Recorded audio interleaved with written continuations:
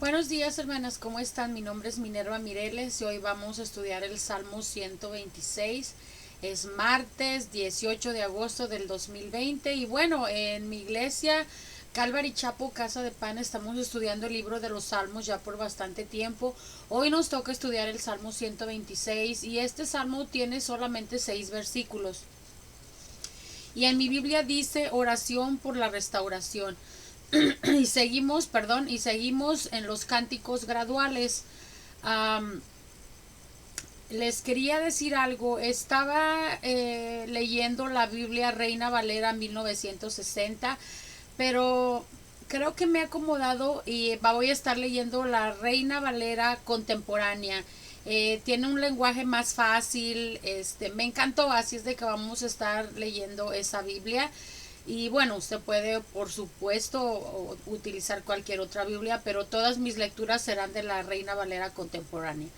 Bueno, les decía que es un cántico gradual y el Salmo 126 que vamos a estudiar el día de hoy, pues se le ha dado un título, ¿verdad? Y dice Cántico de Ascenso Gradual. Y como les he estado diciendo todas estas semanas que estamos estudiando ya desde el Salmo 120 hasta el 134, son los salmos que son de ascenso, que son graduales. Y estos cantos o canciones que los peregrinos judíos cantaban mientras subían a Jerusalén, por eso son llamados los cánticos de ascenso.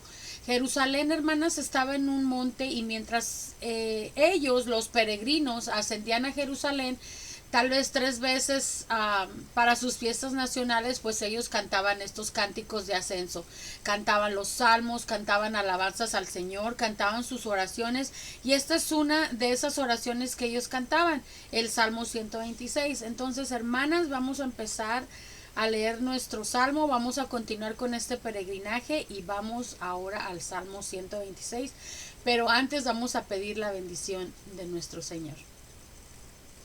Gracias, Padre, te damos en este día, Señor. Te damos gracias por un día más de vida. En este momento, Señor, que abrimos tu palabra, Señor. Permítenos, Señor, que también abras nuestro corazón, que abras nuestro entendimiento. Háblanos, Señor, en el día de hoy. Todo esto te lo pedimos agradecidas en el nombre de tu Hijo amado Jesucristo. Amén. Muy bien, hermanas. Entonces, ahora el contexto de este salmo en particular es probablemente después de la cautividad babilónica. Probablemente no fue escrito por David, como se cree que fueron los otros cánticos de ascenso. Fue escrito tal vez por Esdras, mientras él regresaba con el pueblo de Babilonia. En realidad no sabemos quién lo escribió. El salmo comienza con una referencia o una gran liberación del pueblo de Dios. Ahora vamos a estudiar nuestro Salmo 126 y leemos el primer versículo que dice: Cuando el Señor nos haga volver a Sión, nos parecerá estar soñando.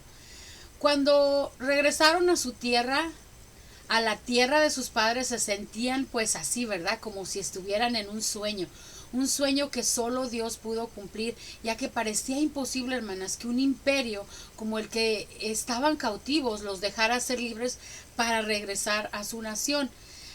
Este Salmo 126 es probablemente que se originara antes del regreso de Judá a Jerusalén desde Babilonia, ¿verdad? O quizá después del mismo, o cuando reconstruyeron el templo en los tiempos, como ya les dije, de Esdras y Nehemías. Y para entender un poquito mejor este salmo, les voy a dar el contexto, ¿verdad? De este salmo, que es lo siguiente, el preámbulo, ¿verdad? Entonces, después de la muerte del rey Salomón, hermanas, después, ahí por los años 900 antes de Cristo, el Reino Unido de Israel fue dividido en 10 tribus del norte, que formaron ellos mismos su propia nación utilizando el nombre de Israel, mientras que las 2 tribus restantes, que era la parte del sur, continuaron bajo el nombre de Judá.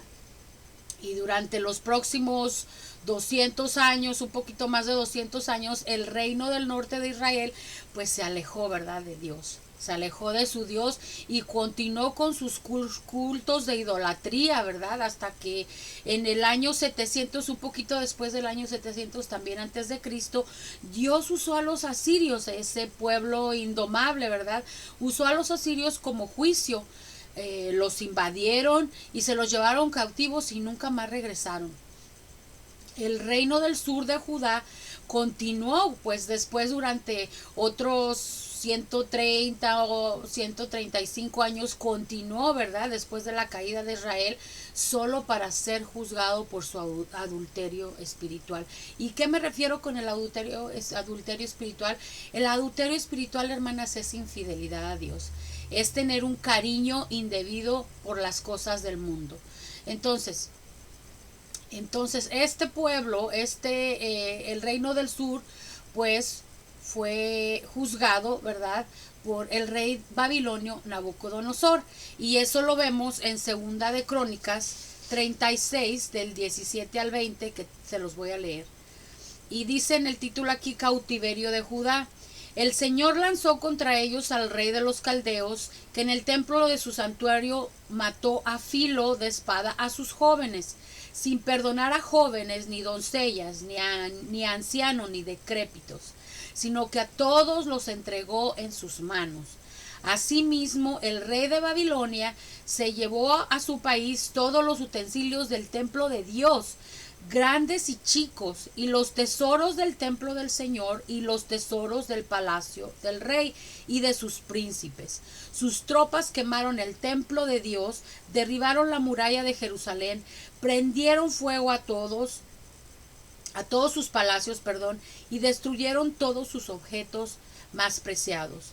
Los que escaparon de morir a filo de espada fueron llevados cautivos a Babilonia, y hasta el reinado de los persas fueron siervos del rey y de sus hijos.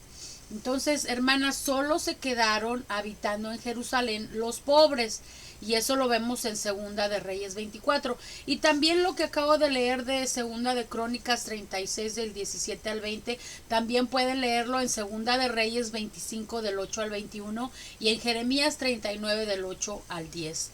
Entonces, como les decía, se quedaron ellos habitando, se quedaron habitando en Jerusalén solamente los pobres, ¿verdad? Y eso lo vemos en Segunda de Reyes 24. Entonces, pero Dios le había advertido al reino del sur por medio de Jeremías que serían cautivos 70 años. Y eso nos dice en Jeremías 25:11. Toda esta tierra quedará en desoladoras ruinas, y estas naciones servirán al rey de Babilonia durante 70 años. Ahí lo vemos. Pero les prometió que pasado este tiempo de castigo, lo regresaría a su lugar. Y esto lo vemos en Jeremías 29:10. Así ha dicho el Señor: cuando se cumplan los 70 años de Babilonia, yo iré a visitarlos y les cumpliré mi promesa de hacerlos volver a este lugar. Ahí lo tienen. Y utilizó también el profeta Isaías una vez que estaban cautivos para decirles cómo es que regresarían. Y eso lo vemos en Isaías 44:28, que dice: yo soy el que dice de Ciro: él es mi pastor y llevará a cabo todo lo que yo quiero. Yo soy el que dice a Jerusalén: serás edificada, y al templo serás cimentado. Cuando regresaron a su tierra, hermanas, a la tierra de sus padres, pues se sentían como si estuvieran en un sueño, ¿verdad? Como nos dice aquí el versículo número 1. Cuando el Señor nos haga volver a Sion, nos parecerá estar soñando. Un sueño que solo Dios pudo cumplir, ya que parecía imposible, ¿verdad? Que, como les dije antes, que un imperio como el que estaban cautivos ellos, pues los dejara ser libres para regresar a su nación. Así que el pueblo de Dios en este salmo está recordando y alaba a Dios por lo que ha ocurrido en el pasado. Entonces vamos a continuar con el versículo número 2, que dice: nuestra boca se llenará de risa, nuestra lengua rebosará de alabanzas. Entonces las naciones dirán: el Señor ha hecho grandes cosas por estos.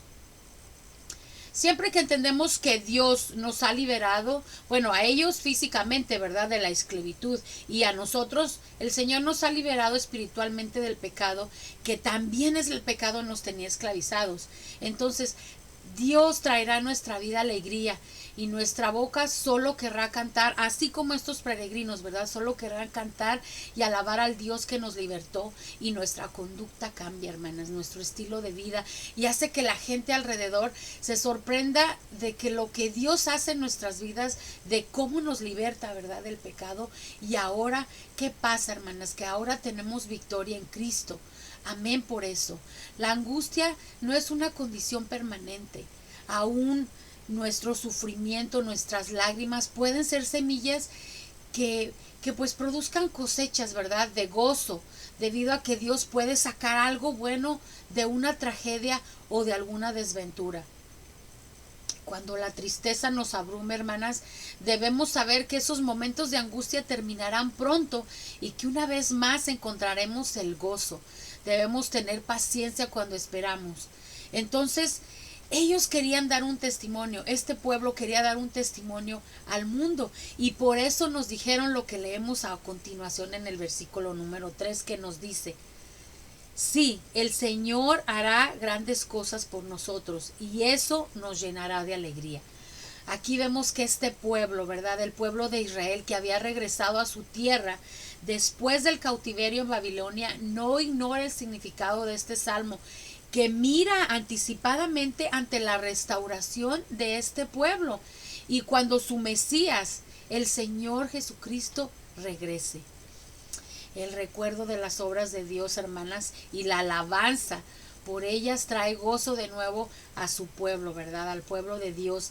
¿Y qué nos provoca? Pues nos provoca más alabanza, nos aumenta más la fe, ¿verdad? Entonces aquí leemos lo siguiente en el versículo número 4, que nos dice: Señor, haz que volvamos de nuestra cautividad y que corramos libres como los arroyos del desierto. Ahora en este versículo número 4,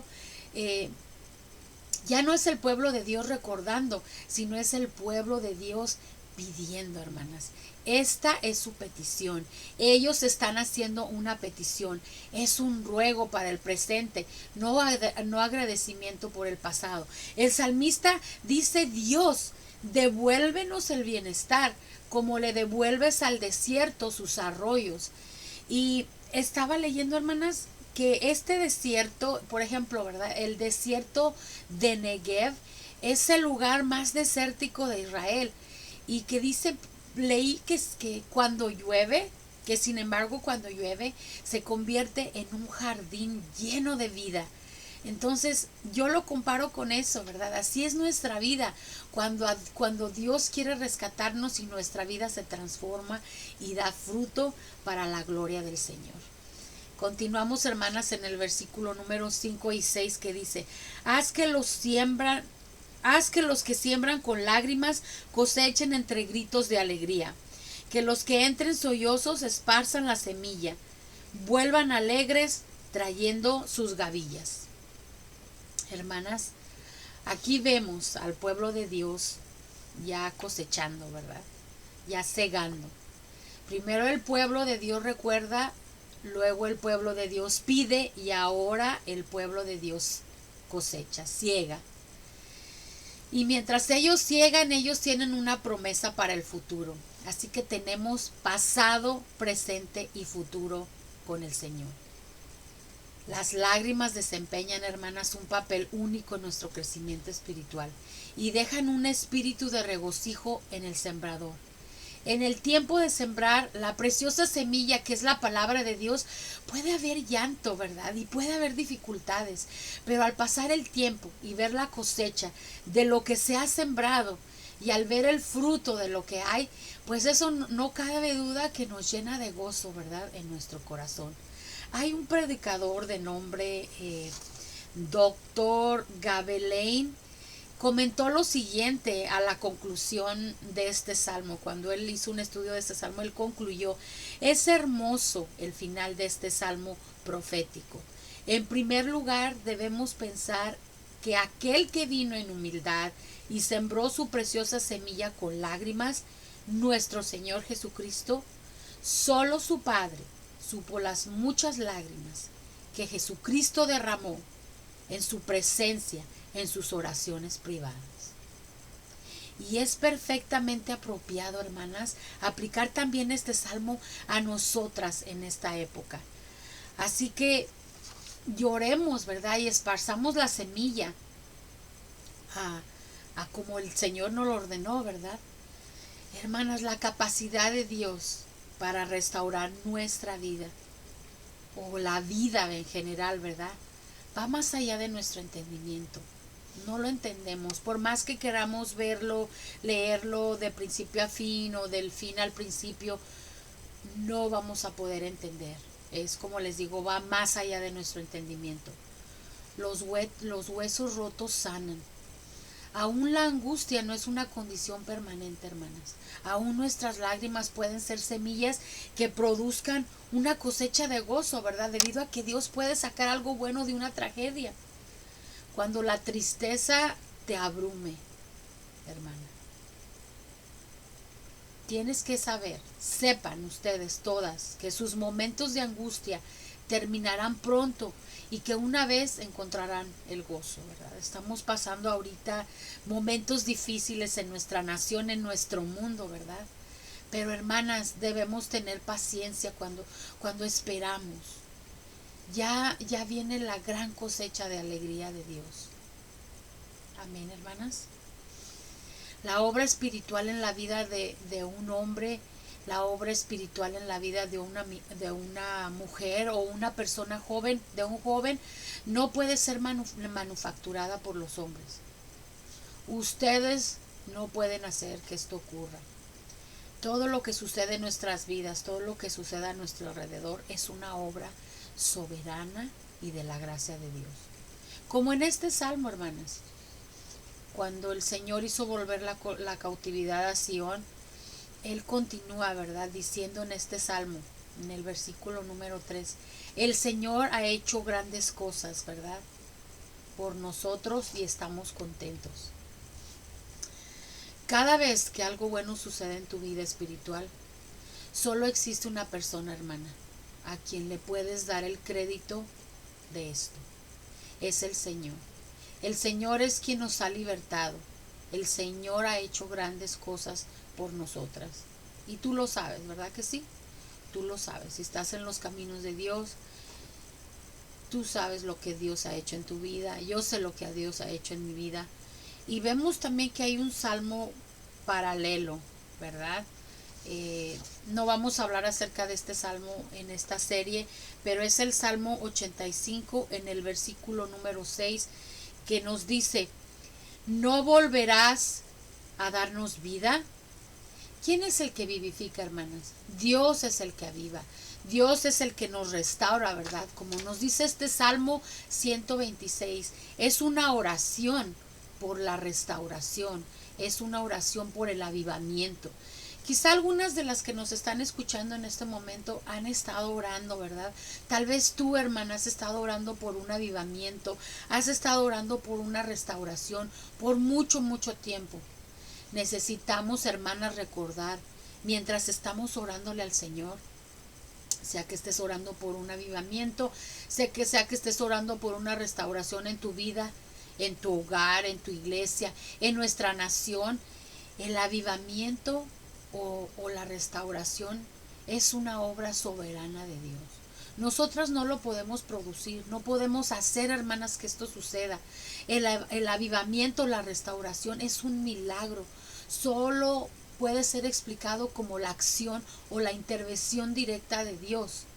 El hombre, la humanidad, pues pueden producir campañas evangelísticas, ¿verdad?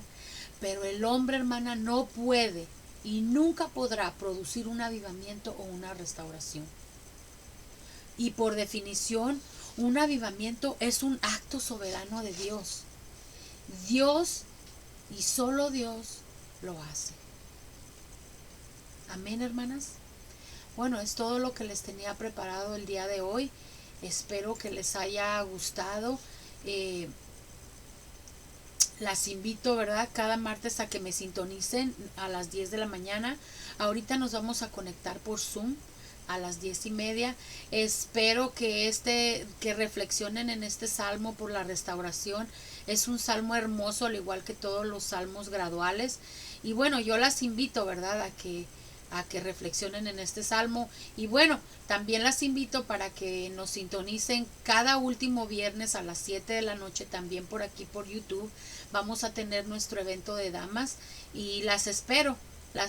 Entonces vamos a despedirnos con oración. Y bueno, quiero también que se conecten. Si quieren conectarse por Zoom, yo las invito a que dejen su correo electrónico para invitarte, ¿verdad? Para invitarte cada vez que nosotras tengamos una junta por Zoom, un meeting por Zoom, te hagas parte de esta conversación y para conocerte, para orar por ti, para orar por tu petición. Entonces, hermanas, vamos a despedirnos con oración. Las quiero mucho y las veo en un ratito. Gracias. Gracias, Padre, te damos nuevamente, Señor, por este día. Te doy gracias que en este día, Señor, nos hablaste. Gracias, Señor, porque sabemos que tú eres el Dios de la misericordia, Señor. Y en este momento, pues, elevamos nuestra oración hacia ti con mucha fe y esperamos que seamos escuchadas, Señor. Nos encontramos muy agradecidas, Señor, como ya te dije, Señor. Cada mañana te agradecemos por estar vivas, Padre, por poder gozar de tus bendiciones, por ser parte de tu plan, Señor, de tu plan de salvación. Nos sentimos también agradecidas, Padre, por aquellas personas que pusiste en nuestra vida, Señor, a quien en este momento pues puedo llamar yo mis hermanas, puedo llamar también mi familia. Entonces yo te doy gracias, Señor, por todo eso, por todo lo que haces en mi vida, en la vida de mis hermanas, Señor. Y ellas también, es precisamente ellas mi familia, por quienes también hoy clamo a ti, Señor, porque estamos atravesando esta época, Señor, de pandemia, esta época difícil, Padre, donde a veces la unión familiar se ve tan valiente y a veces donde el orgullo pues ha sabido ganarse un lugar, ¿verdad? Y también es por mi familia de la iglesia, por mi familia, mis hermanas en Cristo, que también en este día pedimos tu misericordia para que nos mantengas siempre unidas, Señor, a ti, unidas en Cristo, Señor. Ayúdanos, Padre Santísimo, a que podamos darnos cuenta de nuestras fallas, de nuestros errores, Señor. Que siempre seamos esas mujeres humildes, que seamos esas mujeres honestas, no solamente con los demás, pero con nosotras mismas, Señor, y con el resto también de nuestra familia en Cristo. Que seamos capaces de reconocer nuestras fallas, Padre Santo. Gracias, Señor, porque eres un Padre de bondad. Gracias porque siempre estás presto a escuchar todas nuestras oraciones y nuestras peticiones. Te doy gracias, Señor, por las personas que han estado viendo este video, que se han estado alimentando de tu palabra, Señor, en este día. Bendícelas, quédate con ellas en su casa, Padre. Derrama todas tus bendiciones en su hogar. Provéele, Señor. Gracias, Padre, todo te doy y todo esto te lo pido en el nombre precioso de tu Hijo amado Jesucristo. Amén. Ok, hermanas, entonces las despido y nos vemos el próximo martes a las 10 de la mañana. Las quiero mucho. Gracias. Bye bye.